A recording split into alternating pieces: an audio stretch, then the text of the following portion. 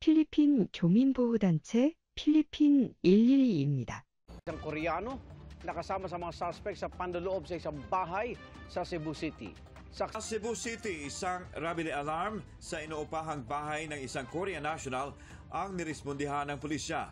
Ang mga nanloob umano, 3 Koreano na nanlaban daw sa mga otoridad. Pag-abot na to dito. Naristo naman ang dalawa. Na-recover sa kanila ang 200,000 pesos at mga alahas at relo na nagkakahalaga ng mahigit 23 million pesos. Ongoing. Iti ang isang puganteng Koreano na pinakamalaking crime boss umano sa Korea kung telecom fraud ang pag-uusapan. Nang bahay sa isang exclusive subdivision sa Cavite, ang dayuang ito nang harangin ng mga operatiba ang kanilang van. Hey, don't move. You're under arrest by the Bureau of Immigration.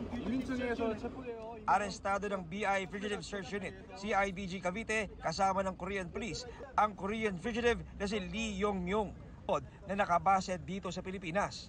Napakahalaga dyan na mahuli natin to. I'm boss of Korea here in the Philippines operating telecom fraud. Is there truth to that, sir? I don't know. Tuloy ang follow-up operation laban sa mga ibang kasabot. Anything you say may be against you. Lumipad pa Marinduque para sana umano makaiwas sa huli. Pero natiklo rin ng BI Fugitive Search Unit at PIDEA ang high-profile Korean fugitive na si Sim Dong-woo.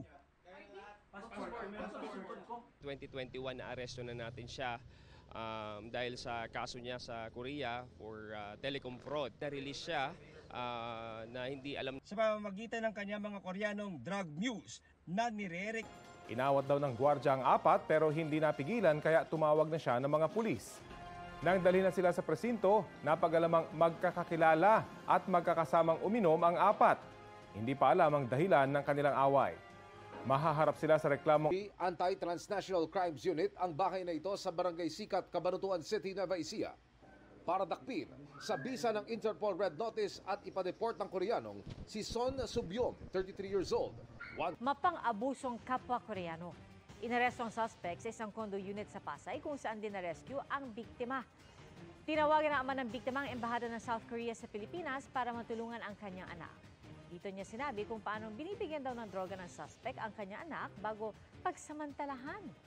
Na-recover sa condo unit ang mga pakete ng daan-daan libong pisong halaga ng hininalang shabu at cocaine, pati mga improvised paraphernalia. Tumanggi magbigay na payag ang suspect. Pasasalan sa kanyang condominium sa Mandaluyong, ang Korean fugitive na si Cho Yung-sam ng masakote ng Fugitive Search Unit ng Bureau of Immigration. Kasama sa operasyon ang Korean Police at Intelligence Unit ng CIDG. Ang 45 anyos na dayuhang pugante, dating opisyal pala sa South Korea. Nasa Interpol Red Notice siya dahil sa pagnanakaw umano ng katumbas ng halos 200 milyong piso. Hindi na nakapalag ang 5 South Korean fugitives na ito na inabutan ng Bureau of Immigration Fugitive Search Unit, PNP Criminal Investigation and Detection Group at South Korean Police sa isang exclusive subdivision sa Parañaque. Ayon sa FSU, nag-o-operate sa Pilipinas ang naturang Korean Criminal Syndicate gamit ang tech scam para inaresto. Pinoproseso na ang deportation para sa 5 ng lasing na suspect. Dito na sila inabutan ng pulis. Hinabol ng marshal at pulis ang Koreano dahil sinubukan pa nitong tumakbo papunta sa inuuwi ang gusali. Inabutan nila ang suspect na nagpupumiglas pa at nanunulak habang nagtatanong kung bakit siya inaaresto. Napag-alamang matagal na ring inirereklamo ng ibang residente sa lugar ang lalaki. Ng kapwa niya Korean. Tumawag umano ang ama ng biktima sa Korean Embassy para humingi ng tulong. Naaresto ng mga pulis ang suspect sa ikinasang rescue operation. Na-recover sa kanya ang mga sachet ng hinihinalang shabu at cocaine na nagkakahalaga ng halos 240,000 pesos. Nasa kustodiya ng Pasay Police.